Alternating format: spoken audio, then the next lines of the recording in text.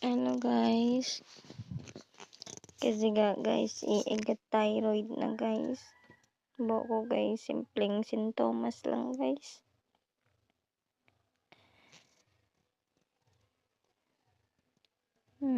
Laki na guys ng binawas ng katawan ko guys. Sobrang payat ko na guys.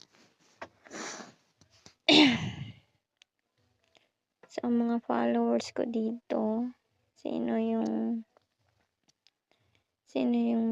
kapareho ko na may thyroid T3 guys. Ano guys yung pwedeng gawin guys at gamot.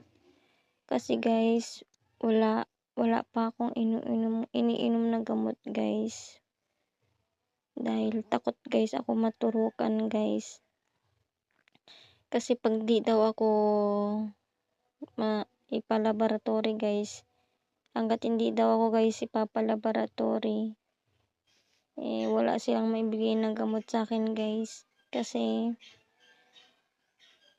hindi nila guys malalaman kung ano na guys yung ano ng thyroid ko guys.